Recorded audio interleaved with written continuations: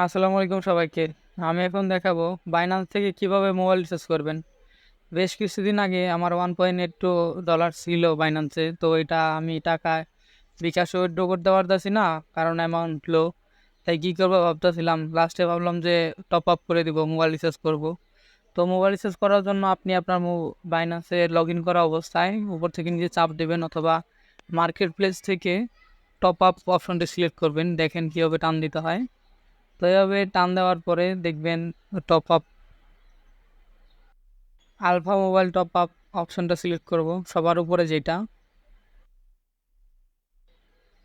এরপর mobile top up অথবা রিচার্জের মেনুটা চলে আসবে। এখানে আমাদের ডেস্টিনেশন কান্ট্রি অটোমেটিকই সিলেক্ট করা থাকে, এবং ডেস্টিনেশন মোবাইল নাম্বার আপনারটা অটোমেটিক শো করবে। যদি ক্লিক করেন মোবাইল নাম্বারের উপরে, তো উপরে লেখা উঠবে।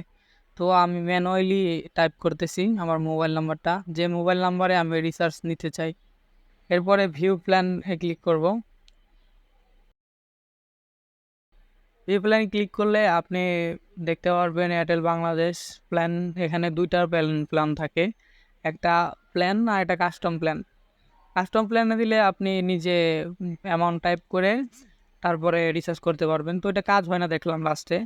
তো আমি প্ল্যান থেকে আমার যে $1.82 মানে $1.82 আছে, তো এটা চাবো যে এই পরিমাণই করতে দেখি।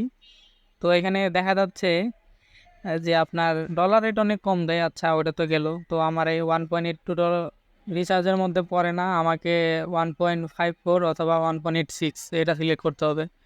তো আমি 1.54 সিলেক্ট করলাম।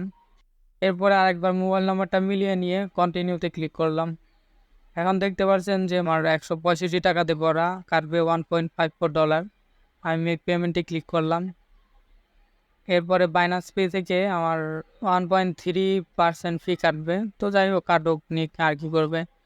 তারপরে এখানে সাবমিট অর্ডারে receive order via email select করব।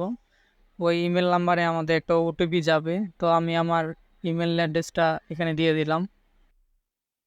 এরপর সাবমিটে ক্লিক করলাম। তো আমি এখানে দেখাচ্ছে একটা ওটিপি চাচ্ছে, ওটিপিটা আমার ইমেল নাম্বারে ওরা দিয়ে দিছে বলছে। তো আমি আমার ইমেল চেক করব এখন।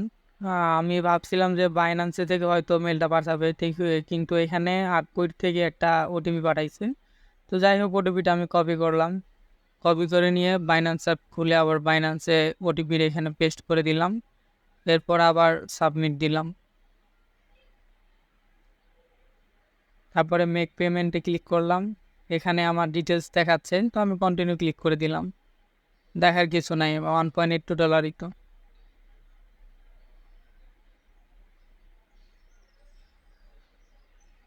এখানে আবার অ্যাপের অ্যাথেন্টিকেশন চাচ্ছে। আমার গুগল অ্যাথেন্টিকেশন অ্যাড করা আছে, তো আমি গুগল অ্যাথেন্টিকেটরে যাব, গিয়ে ওইখানে অ্যাথেন্টিকেটর কোডটা এখানে দিয়ে দিব, তাইলে হয়ে যাওয়ার কথা। আচ্ছা, এরপরে অ্যাথেন্টিকেটরটা টাইপ করার পরেই এখানে সাকসেসফুলি পেমেন্ট দেখাচ্ছে। পেমেন্ট সাকসেসফুল হয়ে গেছে। এখন দেখার বিষয় যে আমাকে টাকাটা পেড করে কিনা, মোবাইল রিচার্জ হয় কিনা। আরও $1.56 কেটে নিচ্ছে। আচ্ছা, ভালো কথা। তো আমি এখন আমার মোবাইল এয়ারটেল সিমের যেহেতু রিচার্জ করছি, তো এয়ারটেল অ্যাপে গেলাম, তো দেখি না, এখনও পেমেন্ট করে নাই। এরপরে আমি ওয়েট করলাম 1-1.5 মিনিটের মধ্যে, দেখি একটা মেসেজ আসছে মোবাইল আমার সিমে, মেসেজ আসছে যে রিচার্জ সাকসেসফুল হয়ে গেছে। না, এটা সত্যি হয়েছে কিনা আমি এসে আবার আমার মা এয়ারটেল অ্যাপে চেক করলাম, না, সঠিক হয়েছে। 185 টাকা রিচার্জ দেওয়ার কথা ছিল, আর 185 টাকাই দিছে।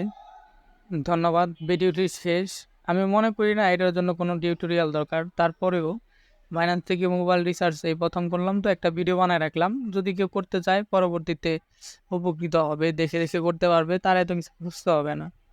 তো আসসালামু আলাইকুম, ভালো থাকবেন সবাই।